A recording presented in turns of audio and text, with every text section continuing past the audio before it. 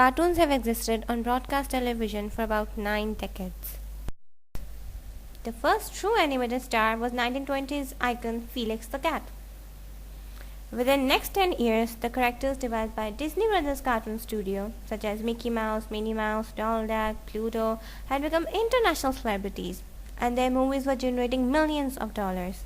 Children have become much more interested in cartoons over many years, and it has become a primary source of action to their lives. Violence in cartoons is an integral part of cartoon content. In fact, frequency of violence in cartoons is much higher than in live action dramas or comedies. Media is constantly creating new cartoons with increased violence, and children do not realize how harmful this is to them. Today, in many children's cartoons, we see cartoon characters jumping, diving, being shot, falling from very high heights and then landing without being harmed. Even Warner Brothers cartoon characters that we all knew and loved so much were actually very violent cartoon characters. They would continually verbally and physically assault each other under the most humorous and ridiculous situations.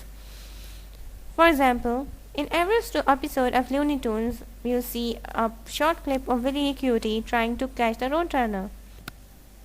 And in every clip, Willie Coyote in some shape or form seems to fall off a cliff or simply have one of his inventions fire back and cause a massive explosion. Yet, he manages to collect his teeth, dust himself off, and get up for another attempt to catch the Roadrunner. Another example of such cartoon would be Tom and Jerry, Popeye, and many others. These cartoons are displaying a false sense of reality upon children. Being able to fall off a tall cliff, being shot with a gun in face, and yet walking away from these incidents without a scratch. A child's mind is like a sponge. It absorbs everything they see and hear.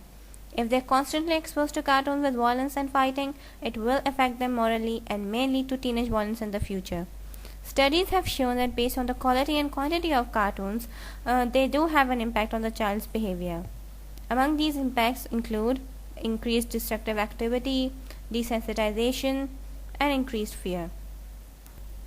Increased destructive activity. Observational learning is the process by which children learn to model the behavior of others in real life or on the screen. Young children do not understand that the cartoon is not based on reality and will tend to act out the violent scene they have seen in the cartoons. Desensitization. Repeated exposure to violent media results in less psychological arousal in the presence of violent acts, a phenomenon known as desensitization. 2003 edition of Psychological Science and Public Interest supports this theory of desensitization, adding that children who even briefly witness violent programs experience less sympathy towards the victims of violent acts and less anxiety towards the real-world violence following the exposure. And now we are talking about a daily dose of violent media. Children can build the immunity to violent imagery, becoming incapable of producing socially excitable and emotional responses.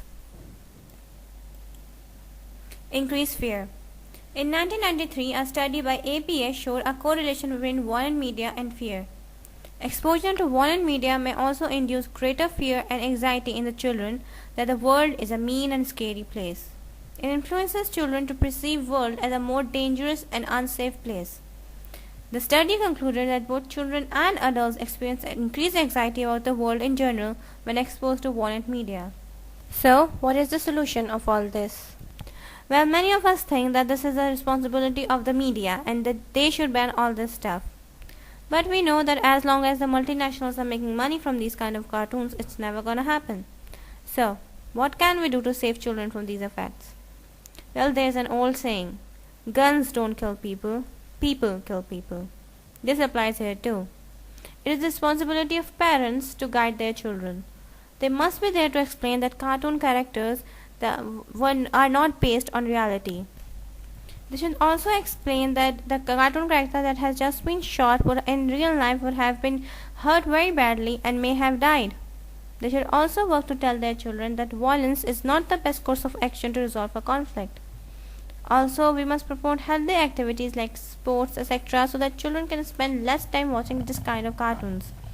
Make sure they spend quality time with family and are brought with the right values and morals so that even when they see violence in cartoons, they do understand this is not the case in reality, nor violence is a solution for anything.